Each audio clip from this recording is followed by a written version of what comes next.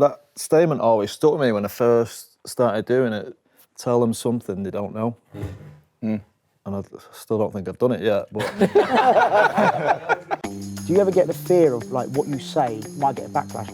No. The only people it should affect players is what the manager thinks, really. I always get asked to do... Stop it there. Yeah, that's it. I had a player this year who contacted me who wasn't happy with some of the things I said. Paul Scholes, I never prepared for a game. It's going to be I cannot read Paul Scholes. All right. Would you ever reach out to them and call them out on it? That's my problem. I need to stop doing that. I regret nearly everything I said.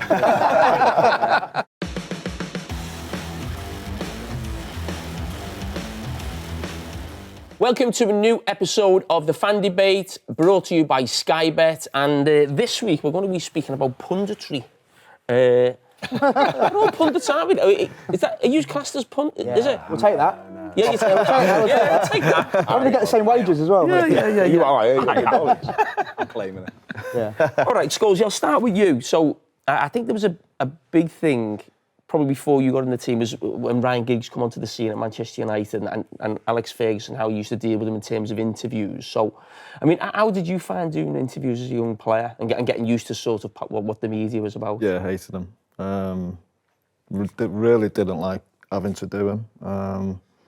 But it's something you've got to do. And I always remember I think there's a clip on social media. We used to have lessons.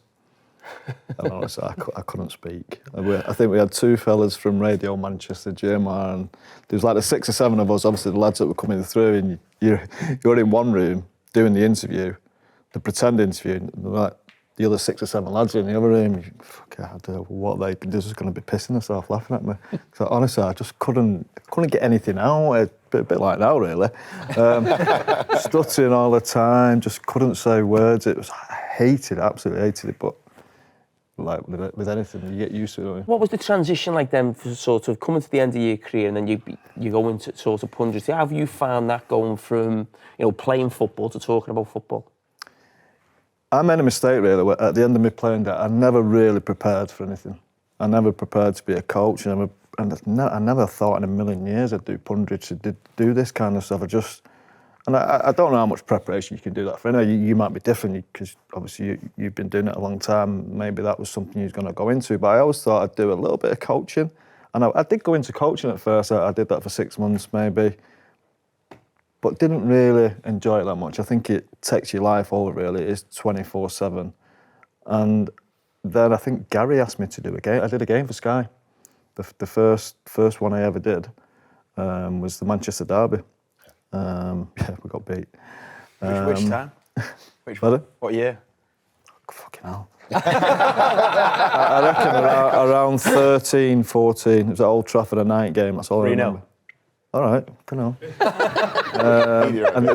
and again, I was really nervous about doing it. I was thinking about it for 2 days. Guys had asked me a few times, and no. I didn't What were you nervous about? Speaking about or being critical about other players, or yes, just speaking really, and being critical of your own club because it isn't nice. And I think Rio had a bit of a poor night that night actually, and I think I might have said a couple of things about Rio, and you don't really realise I didn't realise when I went into it that for 2 or 3 days after, whatever you're saying, it's like it's in the papers, it's here, there, it's repeated everywhere. So I reckon for the first 10 or 15, I can't do this anymore. I don't like it.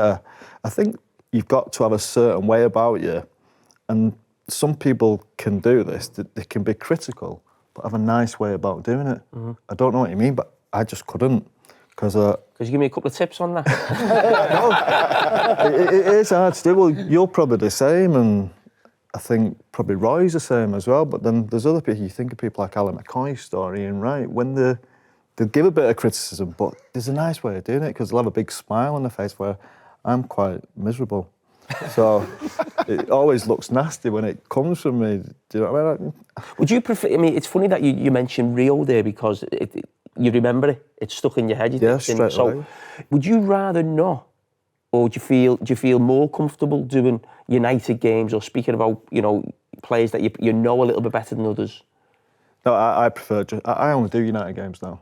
I very rarely did any other games that were United because I want to watch United. I want to be at the United games. You know what I mean? And I think it's. I don't know if I've been unlucky, but ever since I started doing it, it's not been great, Adam, has it? No, it hasn't. Honestly, I don't think I saw them win for a long time. And performances are bad, and you look terrible having a go at your club when that's the club you played for 20 years. It's the last thing you want. It'd be so easy if you were a Manchester City player for the last 10 years, and like you this year for Liverpool. It's brilliant when that kind of thing happens, but where we are now, it makes you look like a bit of a villain. Jamie, obviously there's criticism. You and Gary have both had it about doing sort of Liverpool and Manchester United.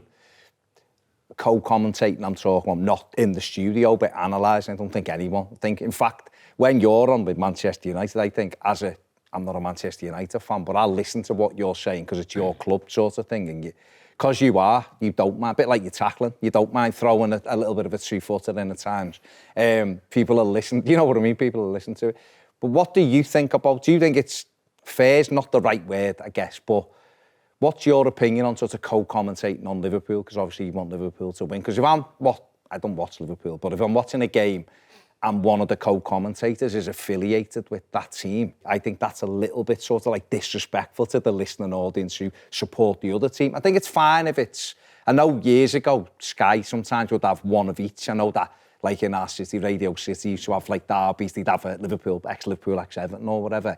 So what's your view on that? How do you sort of... Well, was it all right with Andy Gray was doing all the Everton games?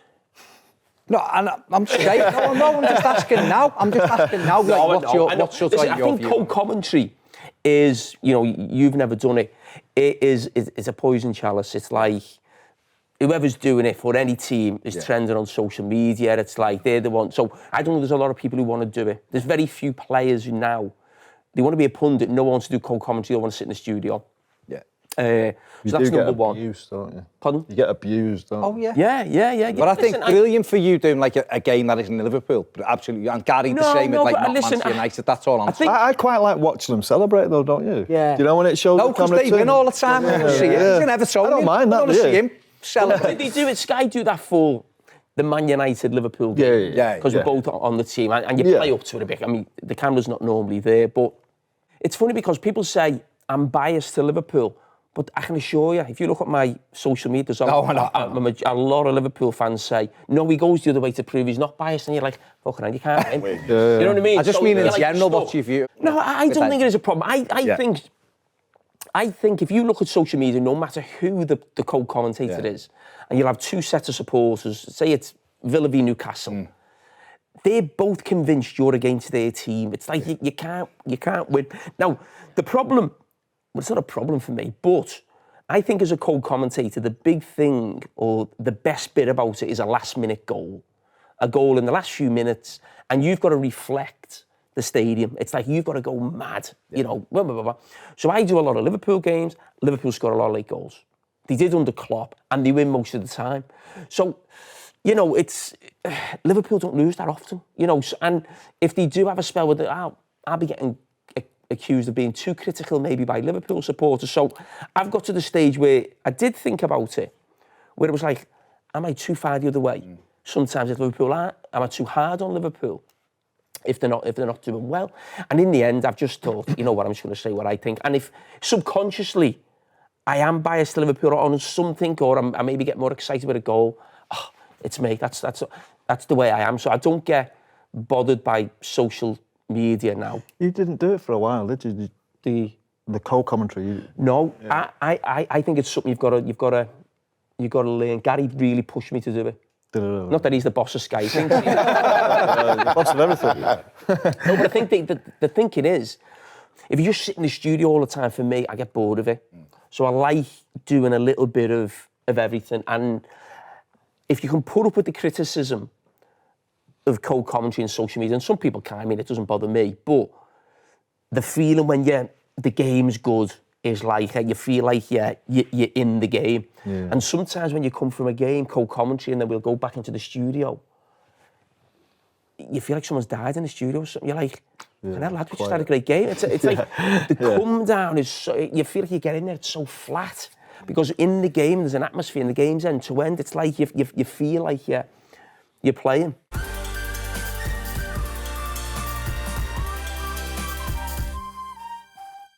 So yeah, Jamie, when it comes to saying stuff about players and ex-pros, whatever it might be, do you ever get the fear of like what you say might get a backlash? So obviously recently there was a bit of hurrah around the AFCON, your comments about that, and like that backlash that you received. Does it change your thought process when you're thinking about what to say? Do you think, oh, if I say that, someone might react differently, or do you feel like, yeah, you might not say your true sort of reflection of a game or about a player because you're worried about the backlash? No. No, I just...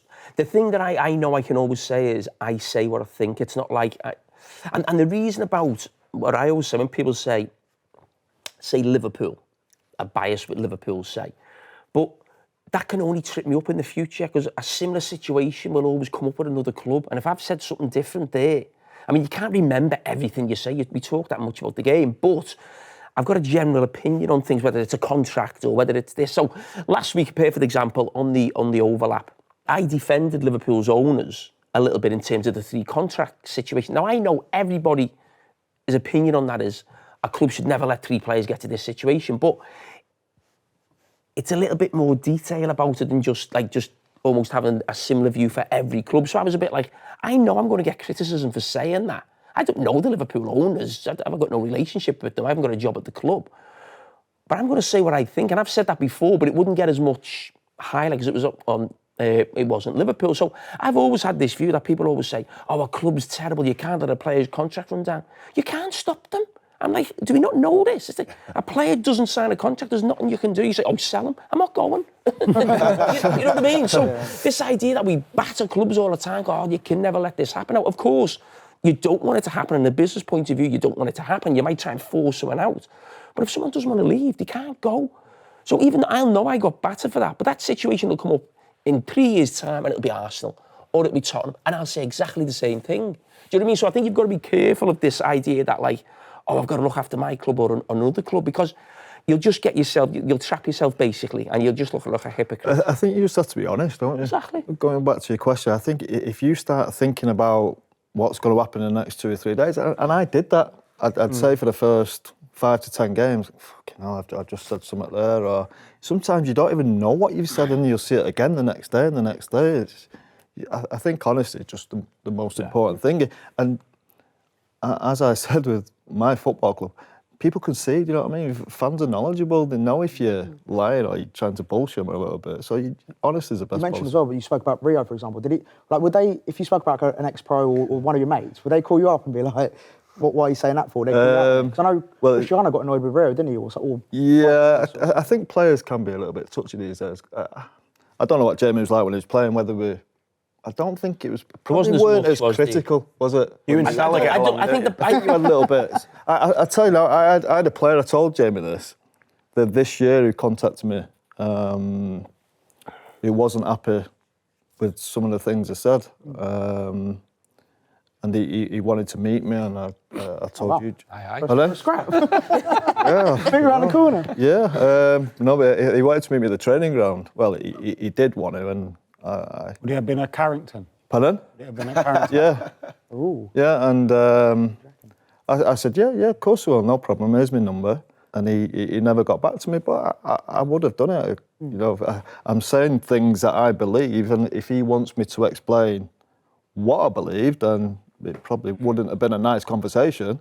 And I just said, look, if you and anybody else has got a problem, then I'll come and speak to you, no problem. There's my phone number. Were you surprised Anthony contacted you? On that, Scholes, It wasn't him. remember Keno's interview for MUTV Yeah. that Fergie kicked off about? How did that go down in the dressing room then? And have you seen it? Because I've wanted to see it all my life. Yeah, I think the manager did show it us in his office. He was like he is now. No, honestly, he was just being very honest. He was very critical of the performance, and rightly so. We were awful on the day, but 4-1. it's what we had to do. It was in our contract. It was a programme analysing the game, and we all had to do it. We all had to take turns each at doing it. But Roy was Roy. Roy was very honest as he's going to be, and Roy's exactly the same as he is now. He was critical of a few of the players, and the manager didn't like it. The manager didn't accept it. Obviously, and we all know what happened afterwards. How do you think that dressing room would have reacted to kind of now? You've not just got Sky, you've got like CBS, TN, you've got all these different channels now and all these different pundits. You've got Gobshites, how do you think that dressing room would have reacted to it? We wouldn't have cared because we didn't really care what people said. But we were winning a lot as well, do you know what I mean? Yeah. So we were probably in a decent situation. It might have been different for Liverpool, it might have been different for other teams who had been there, like your Arsenals and your Liverpools, who were probably under a lot of pressure, Jamie, when he was playing, because they'd come after such a successful team, but we weren't in that position, so we probably didn't get that much criticism. There were criticism at times, don't get me wrong, of course there was, but I think what we say, it shouldn't affect a player. The only people it should affect players is what the manager thinks, really. The manager, his coaching staff, your teammates, whatever's said on TV, really, take it with a pinch of salt. I'm not sure how many players these days actually watch football anyway and watch what we're saying. Obviously, there was one United player who obviously took a bit of offence to what I said, but yeah, so what? You just deal with it, and if he needs an explanation, I'm pretty sure Jamie would be the same as well. If somebody wanted an explanation at a meeting, a coffee, or tea, or whatever it was, then I'd be more than happy to give it, and I'm pretty sure you would as well. Yeah, I mean, there's one player with me, it was Daniel Sturridge. He was still playing at the end with Klopp, and it was funny. You don't believe this, but when I'd stopped playing for a couple of years, Liverpool asked me and Stevie Gerrard to go on an end-of-season game in Australia or something. You wouldn't believe, Liverpool couldn't sell the tickets to fill out the stadium. So they asked me, Stevie and Steve McManaman to sort of play with the team. So we ended up playing, and Daniel, because I sort of said, they need to sell Daniel Sturridge. And he fronted me in the dressing room when we got over there. And you know what? I was a bit like, fair play. Yeah. You know what I mean? Good on you. You know what I mean? But there's nothing worse, I think, if someone backs down. Yeah. I'm a bit like, so I wasn't going to back, not that it was a big argument, but you know, like sometimes, maybe if I was a player or a journalist, I might say something, they back down and go, oh, sorry, I didn't mean, no, but just front it. You've said it, so back it up, yeah. But Simon, you got a question? Yeah, I do. So, I mean, you kind of answered it, but I guess you have, because you both can answer it really interestingly. You were the co-coms when maybe you're sort of firing off from your brain a bit quicker. And obviously in the Punditry, when you're back in the studio, you have time to think about it. Has there ever actually been something when you've thought back and gone, I do regret saying that, I shouldn't have said it, or not necessarily I was wrong, but with the hindsight of, you know, a week, 2 weeks, you actually think today, I do regret saying that and I shouldn't have done it. You know what, there's probably loads of things really, but yeah, you look back, and because as you say, sometimes there isn't that thinking time, maybe on co-commentary or something, you go strong on a line, you think, oh, it's out now, you know, you can't take it back. Leave the football before the football leaves you. You don't regret that. One, that's then, iconic. Yeah. I mean, I regret nearly everything I said. I mean, it was harsh, that, but I was trying to make the point of that, like, this guy has been, Casemiro's been like, that Madrid team, the Israel, it's like, oh my God, well, you're used to like Champions League, you're playing in like a mid-table Premier League game and looking almost out of your depth in a mid-table. It's like, that's what it felt like I was watching. You know, we've all seen great sportsmen. And that's why I said it, because the reason I said it is it's always stuck in my own head. It was a quote from a goalkeeper I read in an interview years ago. And it was one of the reasons why people always say to me, oh, you could have played another year. And I always take that as the fact that means I was right to retire. Yeah. You know, because I'd hate that one, especially being what Casemiro was, a holding midfield player, or I was a centre-back. Because I think when you're an attacker, you can come off, you can come on sub, if you don't have a great game. But when you're almost costing your team, they're the positions where you can actually lose you the game. If you're not doing your best at the top end of the pitch, you're not costing your team. You're not winning them the game, but you're not costing them. So that was one that's up there. I'll apologise when I see him.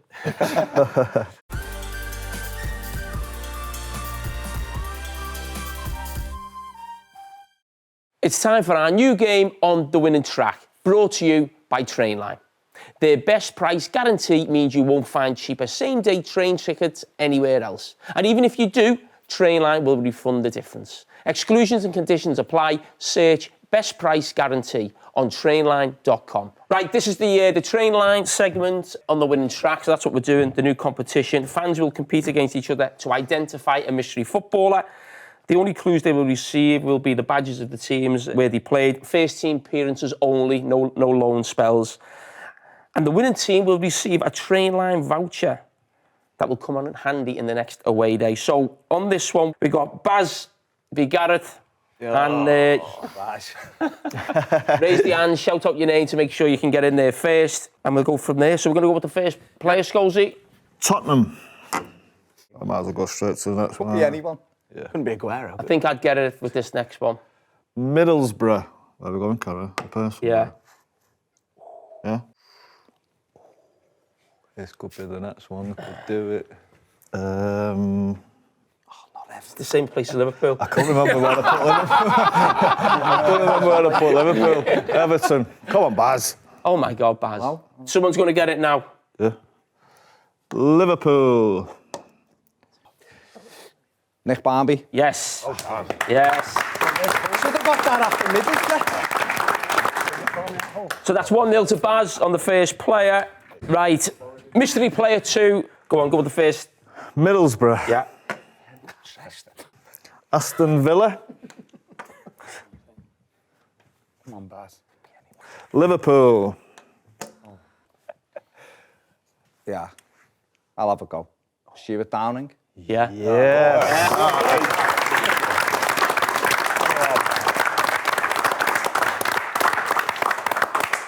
Might be the only derby when we get this week. 2-0 to Baz, but we'll carry on the game because we're new to the game. We need to keep learning about the game. And mystery player number 3. I'm stuck. Swansea. Oh, jeez. He's in trouble there. That's Wales, isn't it? Down. That's Bristol, isn't it? I don't know when you're doing that way. I don't know because I'm fucking facing this way. It's around here. Around there. Get it there, it's South Wales. Yeah. Liverpool. Yeah. Oh, you didn't put his hand up. I was going with Joe Allen after the first one. 2-1. Yeah, we do. Well done, Gareth. Well done. Remember to download the Trainline app and search Best Price Guarantee on trainline.com.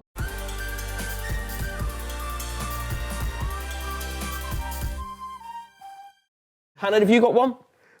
Yeah, I think you've both kind of said that you've had different journeys into doing punditry. Like Paul, perhaps it wasn't your bag to start with. It seems like previous pros that are kind of coming out of the game have 2 paths to go down a lot of the time. They either go down the coaching route, whether that's successful or not, or they go down the media route, whether it's punditry or they write for papers or whatever. But, you know, do you have advice for some of them that are perhaps coming out of the game and maybe they're in Paul's position where you're not really sure what to do? Because I think there's probably some that try the punditry route and it's just not for them, or that some just don't have perhaps the best things to say, or it just doesn't suit their character. But doesn't feel like there's many options after football, but so many people want to stay in the game. So did you feel like it was kind of coaching or punditry or nothing? Yeah, I as I got to the end of my career, it's probably different to Scholesy in that I was thinking, what do I want to do? So I started doing my coaching badges. And at the same summer, I went to the Euro 2012. So I was still a player. So I wanted to try a little bit of both and see what I liked. I didn't enjoy the coaching. And I loved the summer talk, just being around football, people talking football. I was at Roy. So the panel, there was 3 pundits, but there was 4 of us, and we'd all split the games. So it was Gareth Southgate, Roy Keane, me, and Roberto Martinez. So you're thinking, like, you know, the people you're chatting to after the games, in the bar, at the end, spending all the time. And I thought, I enjoyed it. So I sort of dipped my toe into both before I finished and went down the punditry route. But I do think with the players coming out of the game now, because you always want the best players and the most successful ones, don't you? The ones who've played at the biggest games. But I think they only want to do the best games as well, which is normal. But I don't think the best players now are going to be, you know, being, no disrespect to sort of Norwich on a Friday night. You know what I mean, with the travel, or you understand me? Me and Gary have been there. We were in the Zorb balls and bashing into each other like that. Supposed to go normally, let alone I think the future of punditry for the companies might be players signing like 10-game deals. And if you notice, a lot of people as well, they don't want to just put themselves with one. So when I first joined Sky, it was like you were with Sky. There was none of this like crossover. But now it's like people are on Sky, then they're on BBC, they're on something else. And it's like, I want to do what I want to do. And Sky have almost, and probably the other companies as well, have almost had to bite the bullet a little bit and just say, well, okay, we accept that. You know, people basically aren't just, you know, with one team, if you like. So I think that's definitely the future of where it's going. Yeah. I think it's a good point though, making out that, you know, when you finish football, what are you going to do? There's only them two options. That's what does come to your mind, and it's what you enjoy doing, isn't it? I suppose. Sir Alex always wanted me to go into coaching. He always wanted me to do something at the club. Once I retired, and you almost felt you was forced into it a little bit. And I did 6 months with Warren Joyce with the reserve team, but I didn't really coach. I was supposed to be a coach. I ended up training every day and just training with the players. And do you know what? I really enjoyed it. I loved that side of it. And obviously, I did a couple of coaching things. Obviously, the Oldham thing wasn't great. The Salford, I did Salford for 4 weeks as well, while we were looking for a new manager. And it's not something I'd go looking for, but when I did it, I actually quite enjoyed it. Now, your point about only having two things, I think that probably is right. Innit? I had some vision, I don't know why, that I was going to do nothing when I retired. I was just going to play golf every day. I thought that's what retirement was, but then you quickly realise you're at home for 6 months, you fucking, what am I going to do? I'm bored senseless. You've got to pay them bills, haven't you? And you've got to, you've got to pay some money, yeah. But is retirement now a bit different? Because a lot of players, like, their careers are lasting longer, and like you say, Jamie, like the media landscape's a lot different. Like, there's way more platforms to do. There's people doing more on social media. So and they're on more money as well. And more money. Like, there's just the whole media sphere around football is like totally different to when even you both retired. So do you think it's changed for people who are retiring in the future? Yeah, I think we're lucky, aren't we? You know, the Premier League is the biggest, the best. Yeah. There's so many jobs and roles there, not just in this country, in different countries. I mean, you know, we're lucky, aren't we, that we played in the Premier League and what the Premier League's become now. And I just think, when I'm at a big game, I think, you know, my whole life has been, you know, going to watch Everton as a kid, playing for Liverpool all my career, and then going to Anfield or Man United or City, and I'm watching the best players, and you're walking around stadiums and in dressing rooms, and you're thinking, it's all right, this, you know what I mean? It's good. So it's like, sometimes I do stop myself and think, we're lucky, you know that we've got this league. A couple of Christmases ago, and just walking down the street, and there was just like tellies with like the Premier League just on left, right, and centre, and just like, it just almost feels like it's taken over the world, doesn't it? You know, so we're probably lucky that we've done okay in our careers. That gives us the opportunity, but there are a lot of opportunities now for people who've played in the Premier League, because the Premier League's so great. It probably is the next best thing, and I don't know, you probably feel the same, Jamie. When there is a big game, there's that excitement there. When you go, even though you're not playing, you know you've been there, you've felt that excitement, and it's just good being there. Do you know what I mean? Whatever happens in the game, it don't matter. Just being there is great. I almost think sometimes the talk about the game's better than the game. Yeah. You make these games up. Well, a lot of United games it is. It goes a lot longer as well, doesn't it? So you become part of the conversation even more. Yeah. Jump onto what you said. Some of them things you watch after the game, especially with the Sky lads. I remember watching, I don't know if it was a United-Liverpool game. I think it was you, Gaz, Roy. I think Jose Mourinho might have been on it. Okay. But for an hour and a half after it, watching that was better than the game. Yeah. I think I remember this. You put something on social media saying how good it was, and you were working for BT and you deleted it, didn't you? This is must-see TV or something. I'm That one of the things you regretted. Amy, did you have a question? Yeah, actually mine follows on a little bit from Hannah's in terms of, so I originally trained as a journalist. Sports journalism was what I was hoping to do, and I was lucky to do it for a little bit, a little local station in Ipswich. But it was super competitive, as you would expect. And one of the things that got talked a lot about at the time was the fact that so many ex-players were coming into commentary, and how that then sort of shrunk the opportunities. Something that's just come to mind while listening to everybody else talk is there's a lot of comments, probably social media, but particularly around female commentators. If they haven't played the men's game, they shouldn't be talking about the men's game. So A, do you agree with that? But then B, what would your advice be to young students who are training up within journalism now about to face almost the competition with ex-players, as it's one of very few options after the career. You know, what can they do to make it so that we've got other voices in the media, not just people who've been. So you're talking specifically about commentary or co-commentary? Probably co-commentary, I suppose, more than punditry, because as you guys have said, there's an option for that.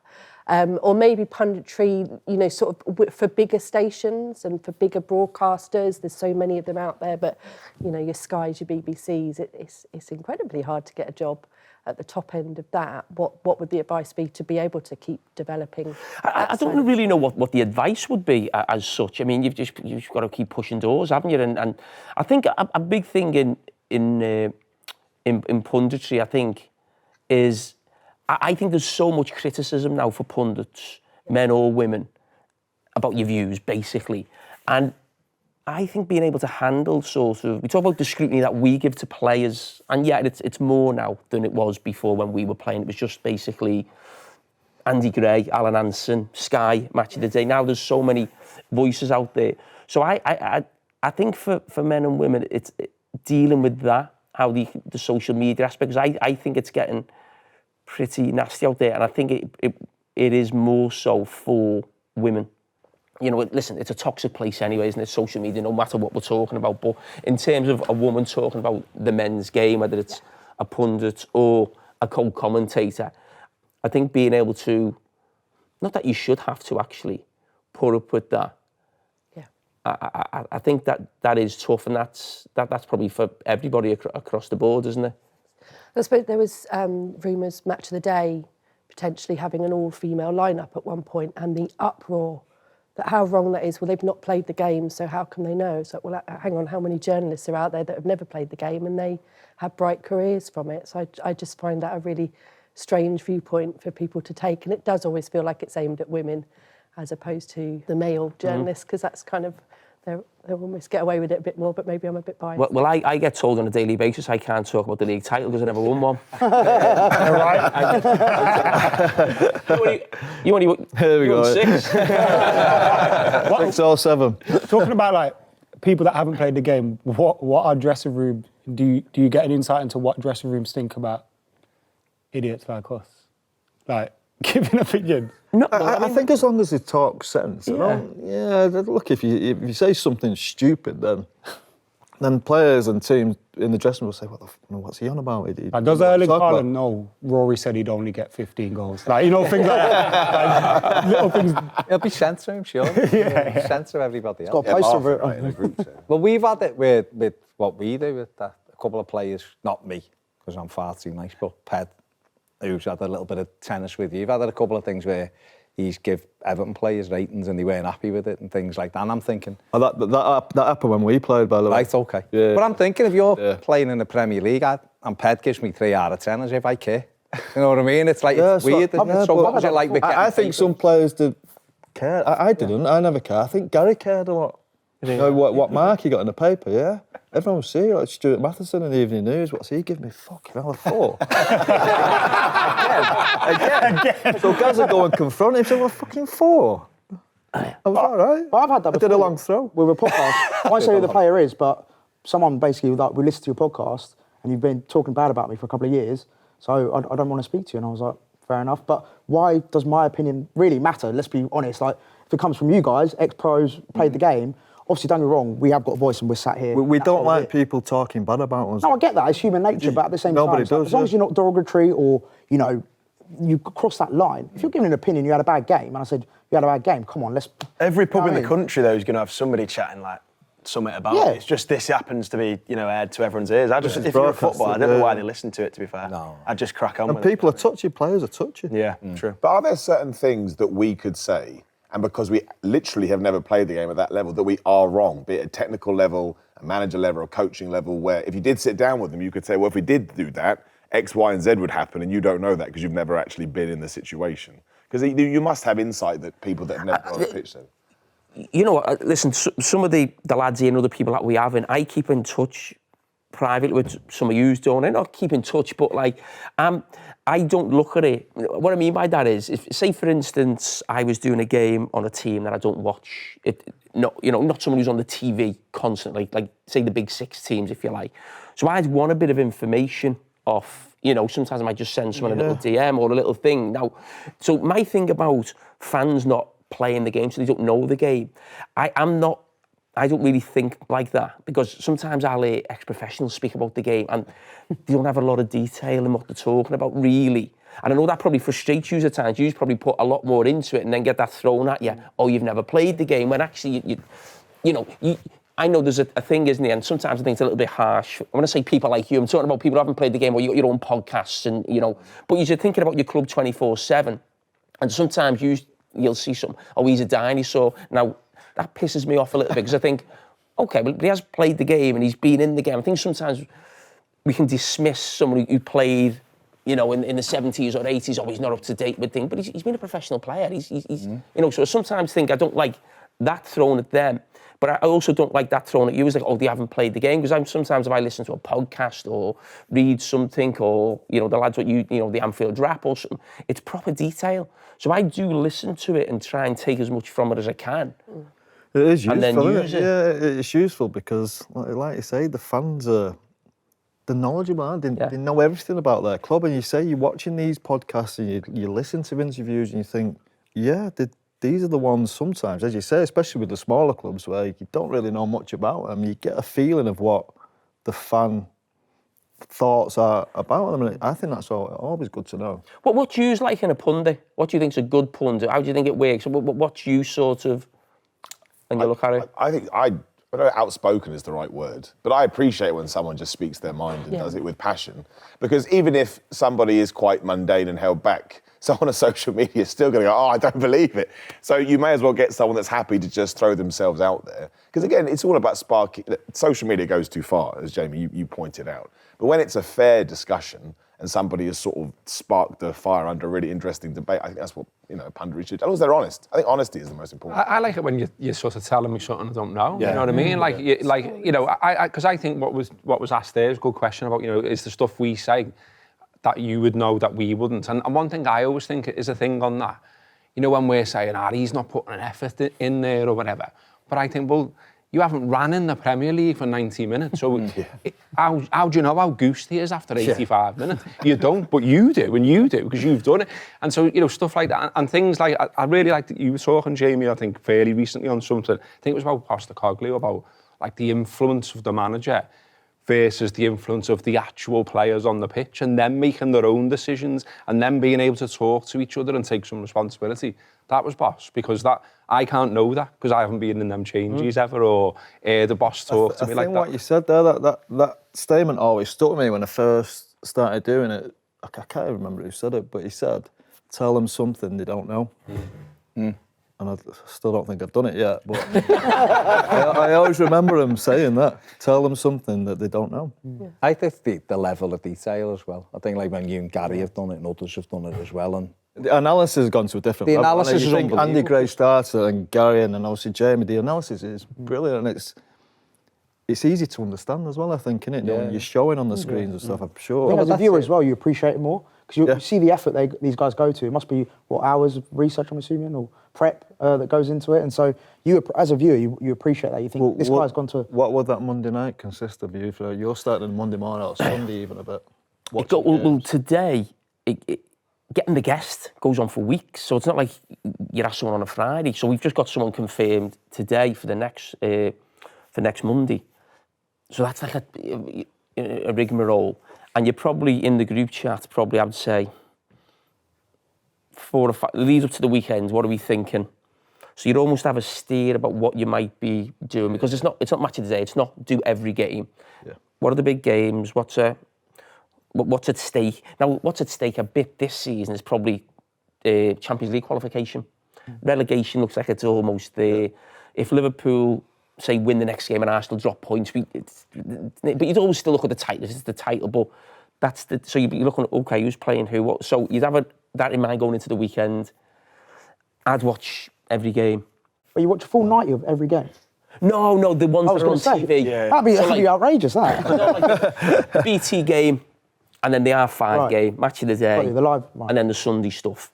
And then you're starting to think, well, okay, what are we going to do? And then I might watch on Sunday night, basically whatever I need to watch. So I'll be asking for clips all through the weekend, get me that. And it's not just about, I can't explain, it's not always about, it's sometimes you've got to think of an idea or link something together or just be a bit creative, a bit like, has this happened before or has that happened? Can we get that? You know, you just in your head, just, you know, trying to rack your brain to try and do something a little bit different. The hardest thing is the hour before the game, isn't it?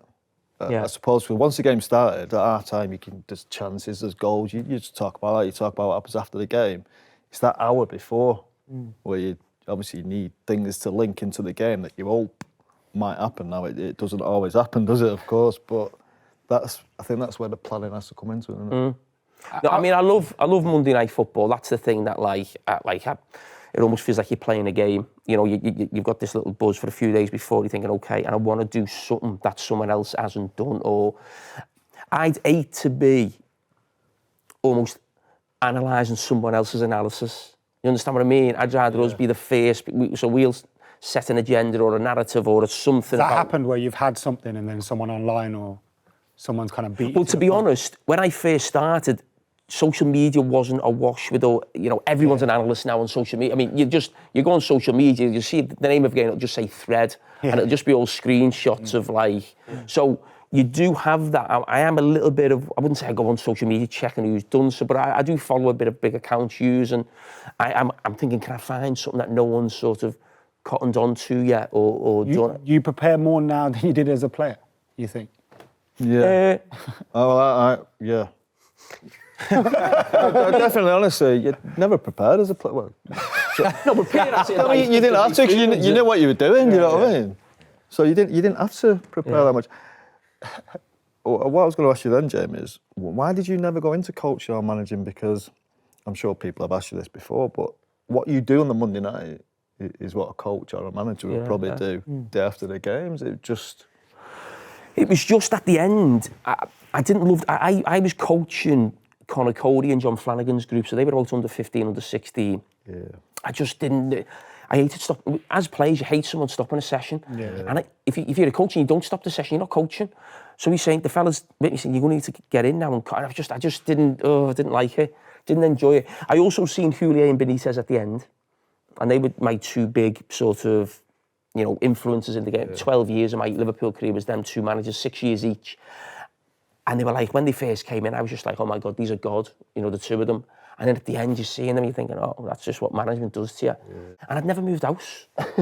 You know, I just didn't want to move the kids and stuff like that. And I got offered Monday Night Football, and it was like, if I go into coaching, I'm maybe go Liverpool's Academy or League One, whatever it may be, or I can go straight to like what I think is the best job on TV, you know, like Monday Night Football, and you get your teeth into it. So, yeah, it wasn't even a difficult decision, really. But I said, I'm not sure Punditry would be enough without Monday Night Football, because it's that analysis of, like, not just giving an opinion, like really detail. Yeah, watching, trying to find things and find clips. I get a buzz out of that. Yeah.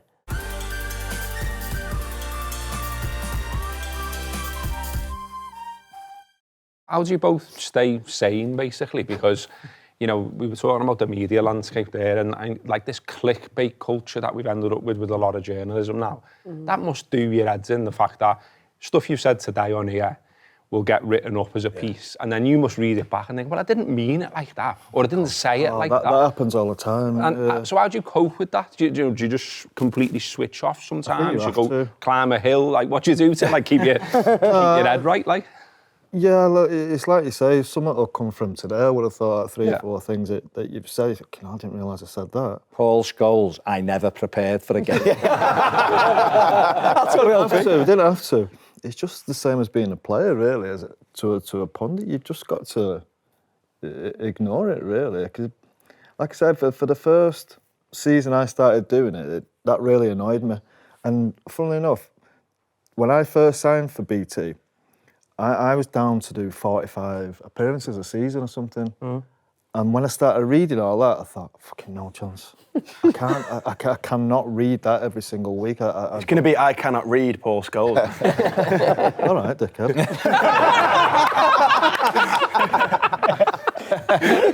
I know my geography though, don't I? I was going to say, you're going into geography. But no, honestly, I just couldn't do it because what I was reading. You and got calling Robbie Savage a knobhead as well. Probably didn't help. Yeah, it didn't help. Do you find that interesting? Because you mentioned earlier how, you didn't care about the ratings you got as a player. Whereas when you moved into punditry, maybe you were more aware of the criticism you were getting and it bothered you more. Is that fair? I wouldn't say it bothered me. I just didn't like reading what I said all the time. Right, okay, I get it, yeah, for sure. That's bothering you. I try to think as well, if I was a player with social media, I don't think I'd like it. Yeah. I don't know what you'd be like. As much as we say you want to ignore it, it's hard. It's virtually impossible now, isn't it? I probably, without a doubt, I probably get more stick as a pundit than I did as a player. I wasn't like a big name player who was in the news every week, like say, like it was Stevie Gerrard. I wasn't like one of the stars of the team. So I think I get it a bit more now.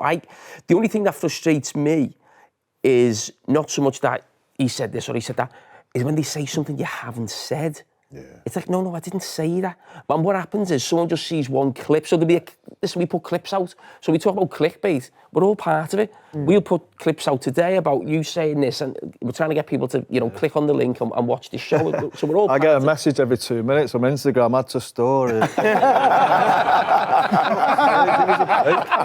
I'm at 10 today.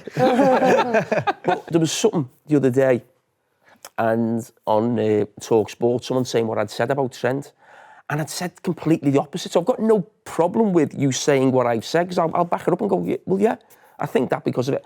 But when someone says you said something that you didn't say, and you're like, and because it's a clickbait and then it becomes a headline, it's like, and sometimes before you know it, something snowballed into your opinion on something, you're saying, I couldn't even say that. Would you ever reach out to them? I get. Call them out on it? Would you ever reach out and be like, look, I didn't... That's my problem. Well, you do. I need to stop doing that. The amount of times in the last couple of weeks where I've got on Twitter and just went, stop it. Because it never ends well. No. It never ends well when you go, wow, what do you... Boom, boom, boom, boom. And you feel good for that fit, and then you're thinking, oh, what have I started now? And it's just so much, and he reacts to that, and it's just like... You get angry at a point, don't you? You get angry about it, do it, and then think, fuck. Well, you know what I've done now? Yeah. I've took Twitter off my phone and just left it on my iPad, so I haven't always got my iPad, because I just thought, I just can't be... You know what I mean? It's just... And the problem is, you've got loads of followers. Then people mightn't have hardly any, but the minute you answer... They get loads of followers. And then therefore, there you go, what's he saying? And then everyone... I helped you with your followers, didn't I? You got not with me. I never respond to you. They're on the message. I responded, his mate. Yeah. So he's had me on Toffee TV. I've done a few interviews for him or been on his podcast.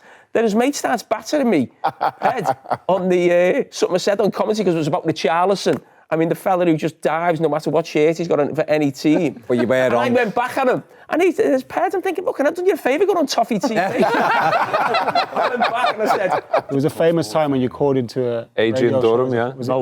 Yeah. Right. I mean, I... Did what? Sorry, what was that? I phoned Talk Sport up, didn't I, when I was a player? Oh, yeah, Adrian Durham. Yeah. You threatened him? Yeah. Playfully threatened him. You said you'd meet up with him, right? He was going to meet him. Come down to him. The best funny thing with that was he was on with Mickey Quinn.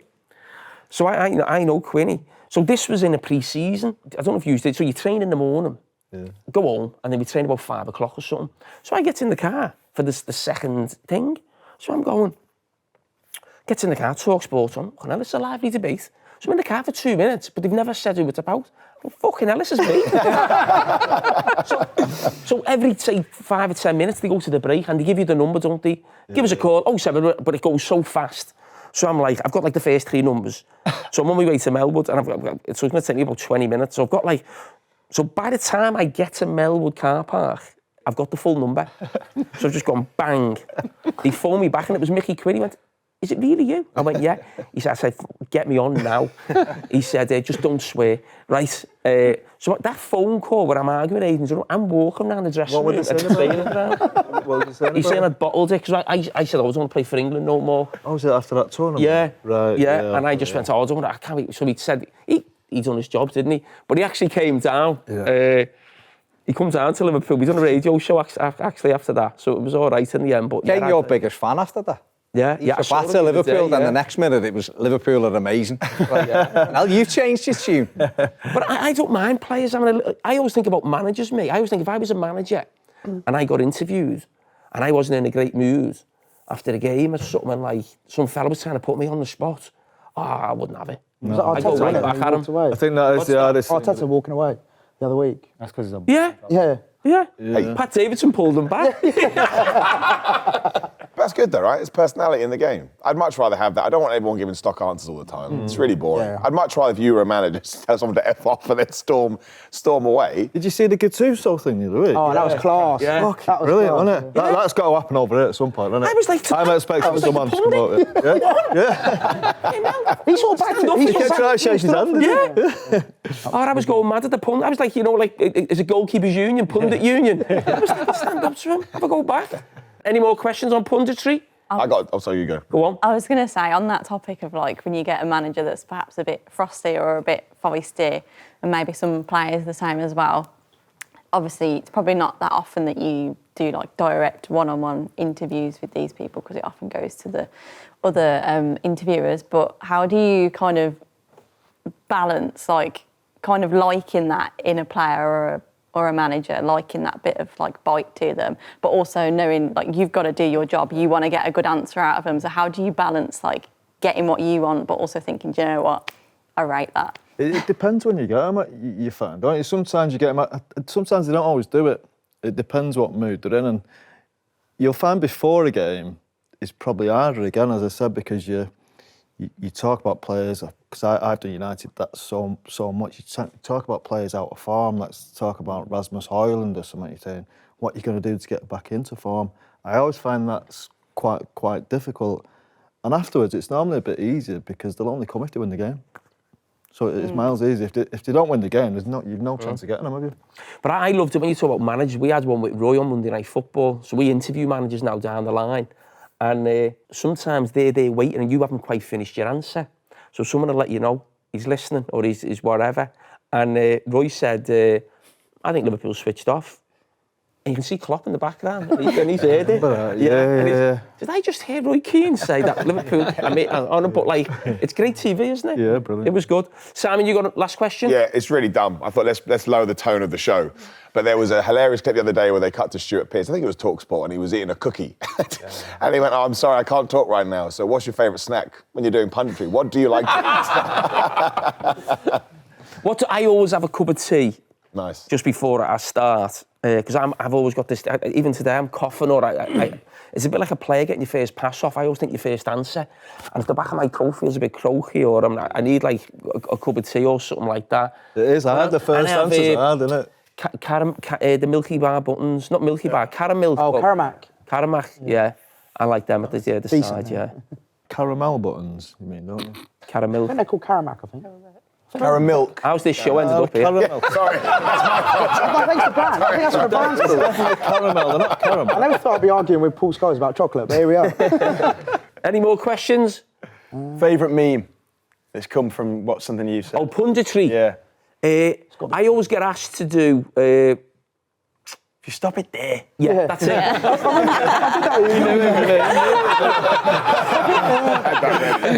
I love Gary Neville's at the new camp when Torres scored. Oh, yes. His voice The goalgasm. Yeah, so good. the Thierry Henry on you when Rodgers was sacked. Oh, yeah. Your face. Shock. The hands on the leg. The leg, yeah. Was it him touching your leg or was it that Rodgers had gone? What was I more happy with? Yeah. He is cool, Thierry, to be fair. Yeah. Right, that is the end of another episode of The Fan Debate, brought to you by Sky Bet.